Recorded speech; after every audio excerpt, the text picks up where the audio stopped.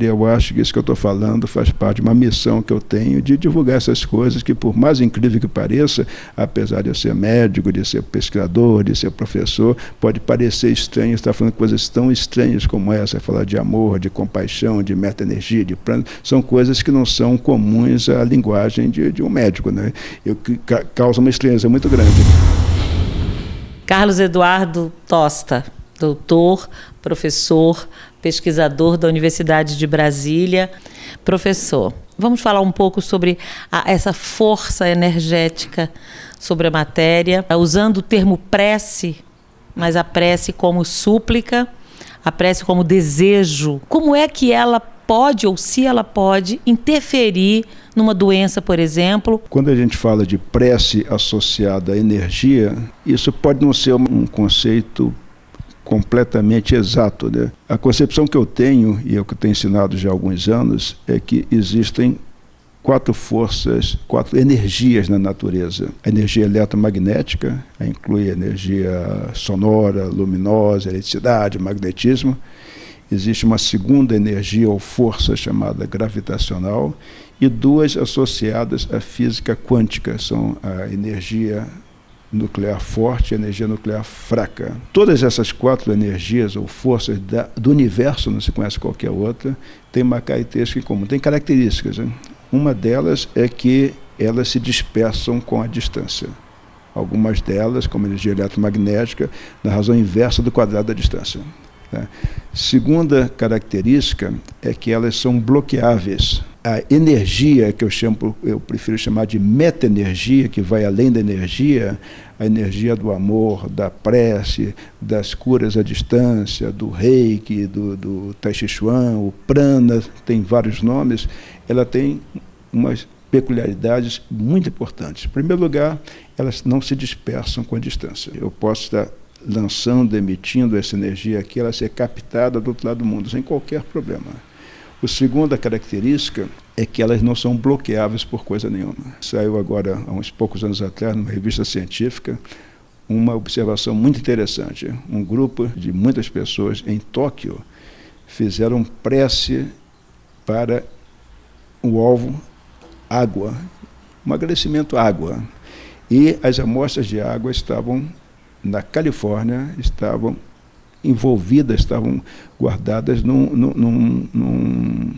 gaiola de Faraday, que evita que penetre qualquer força eletromagnética. No momento que eu coloco algum objeto dentro de uma gaiola de Faraday, ele fica blindado de campos externos.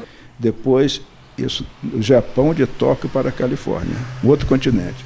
As amostras foram levadas para Tóquio, o doutor Memória, ele congelava e depois a qualidade dos cristais era observada por grupos independentes, os que tinham recebido a prece e os que não tinham recebido a prece.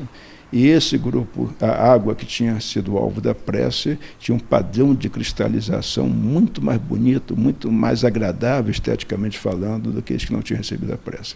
Então, essa energia da prece, do amor, da cura à distância, ela atua transcontinentalmente, ela não tem limite de distância. Então, e o outro aspecto importante, nesse caso aí, mostrou que também não sofre qualquer tipo de bloqueio, como as energias conhecidas.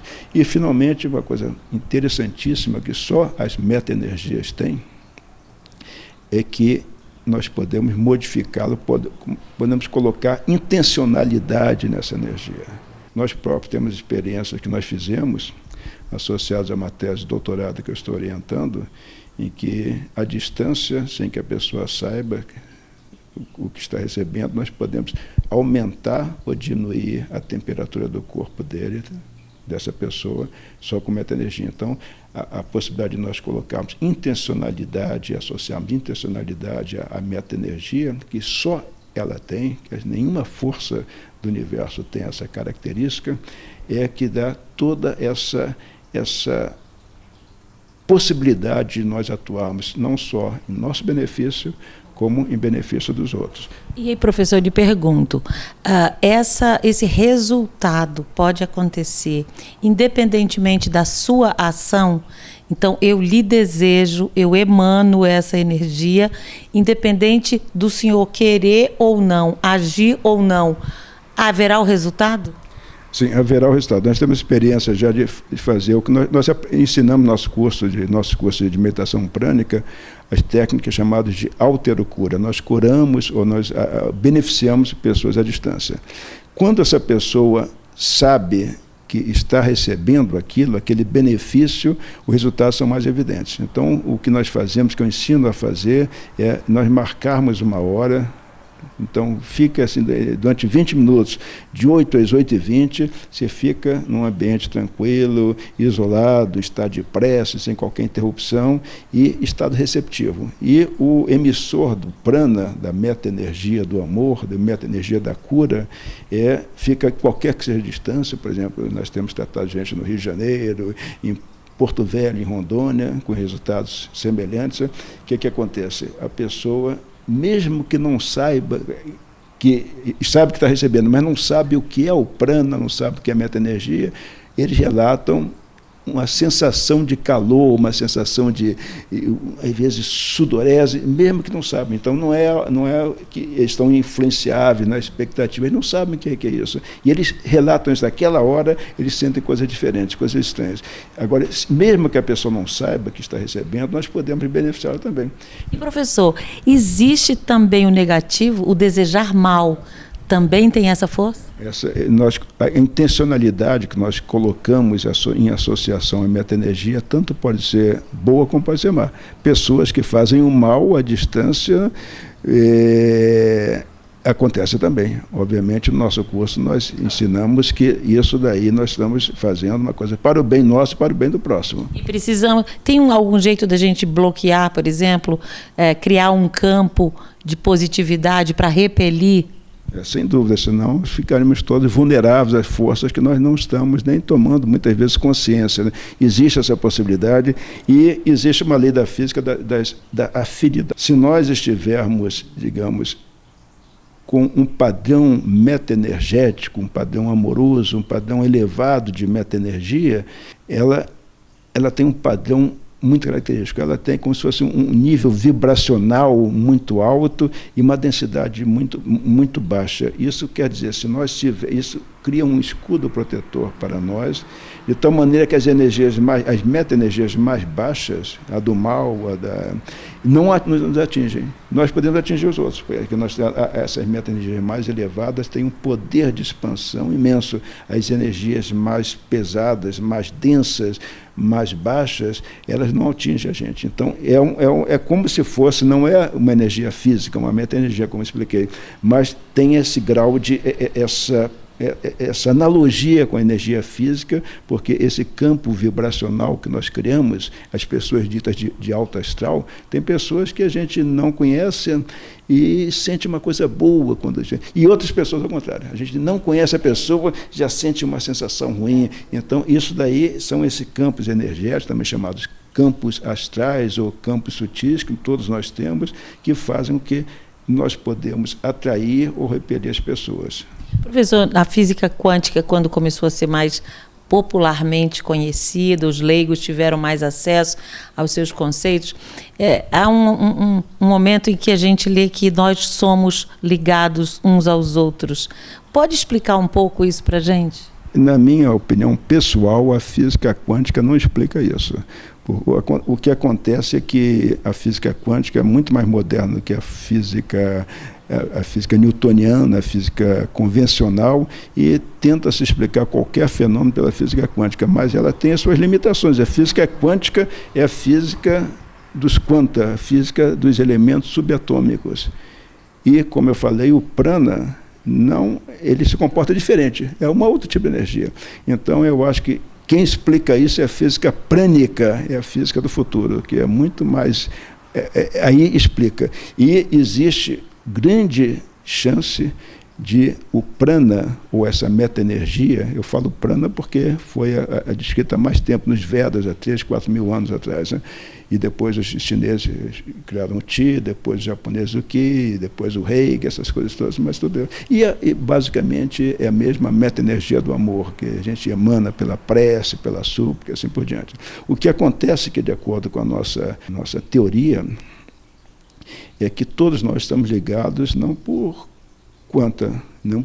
através dos elementos subatômicos, mas através dos elementos meta-energéticos, que não tem qualquer limitação, nem no tempo, nem no espaço.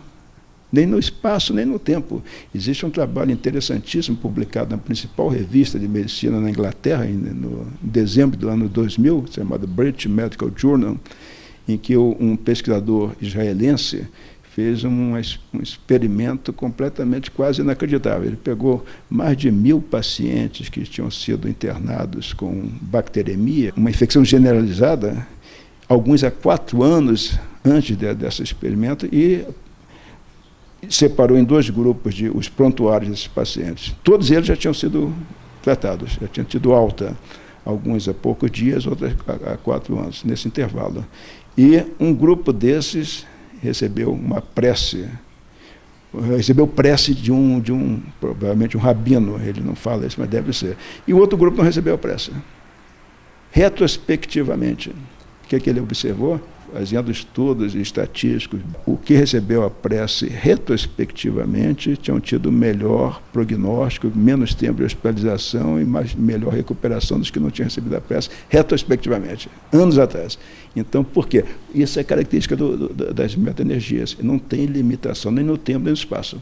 Nós podemos agora fazer uma prece, ela ser captada instantaneamente no outro lado do mundo, no mundo físico, no mundo extrafísico, ou podemos fazê-la para o futuro, para o presente ou para o passado. Essa é uma coisa fantástica e quase inacreditável.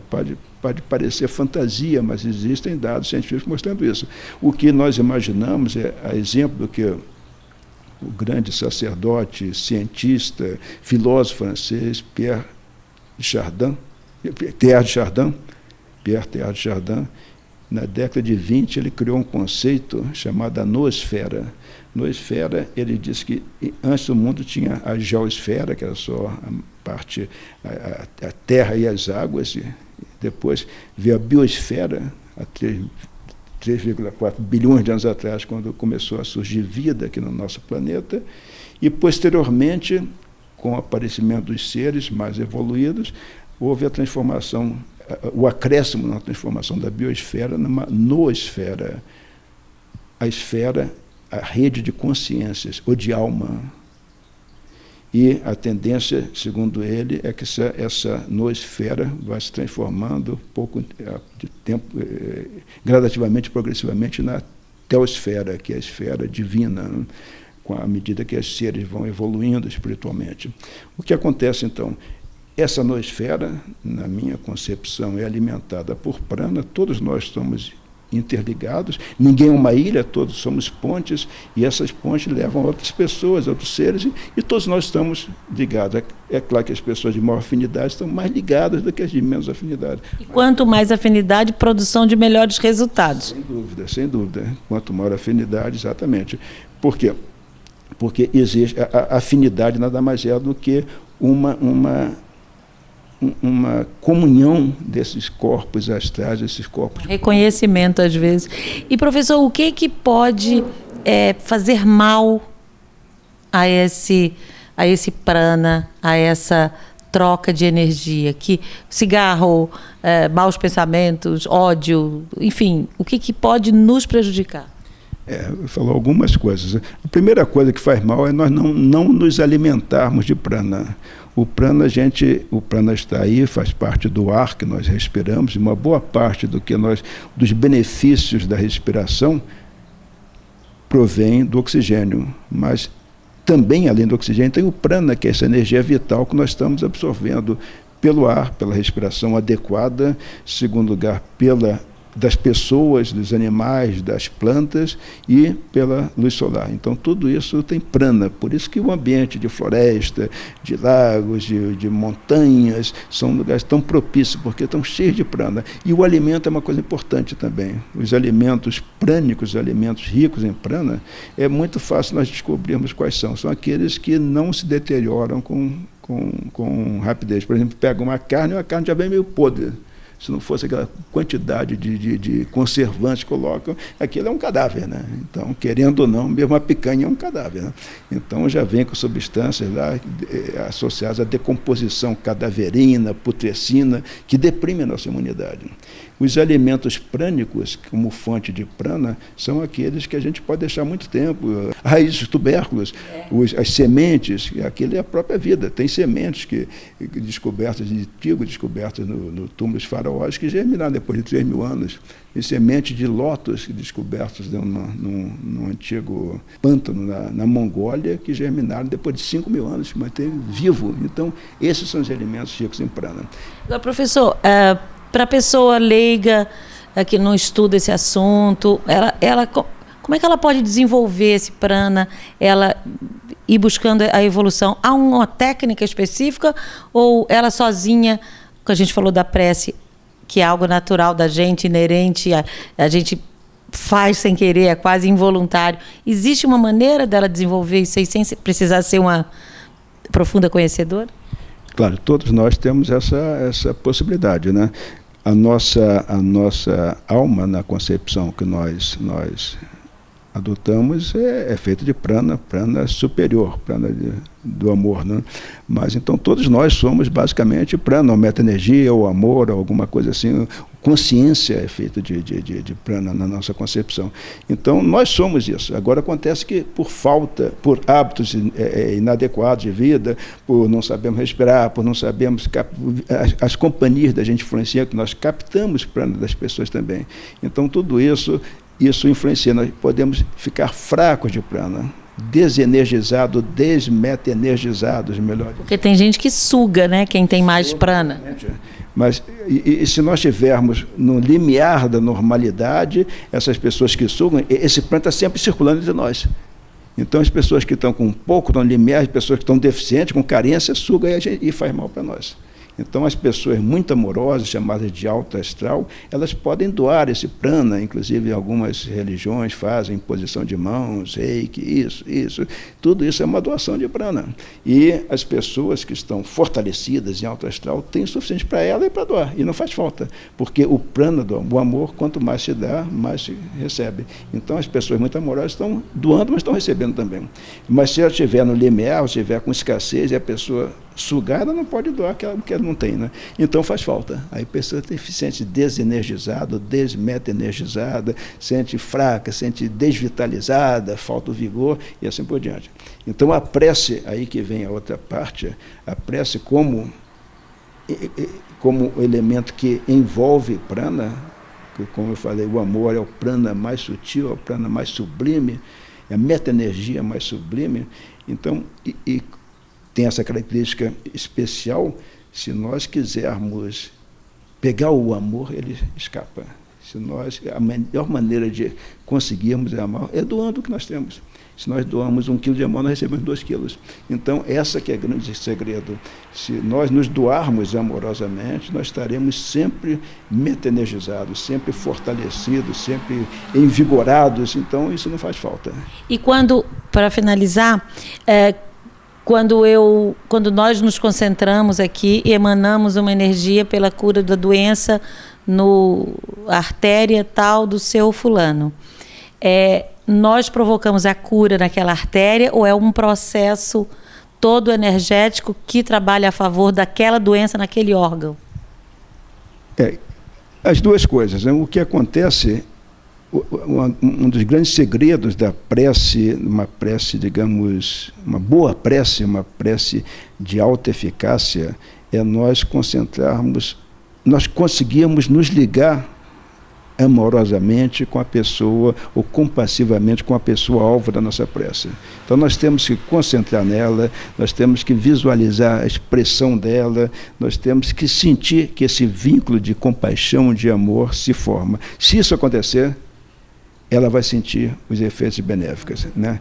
Isso qualquer prece. Agora, nós podemos fazer a prece intercessória quando nós pedimos a Deus ou a um santo que interceda favoravelmente àquela pessoa. Mas como todos nós somos, essencialmente, nós somos deuses, a nossa alma é o mesmo tecido de Deus, é o tecido amoroso.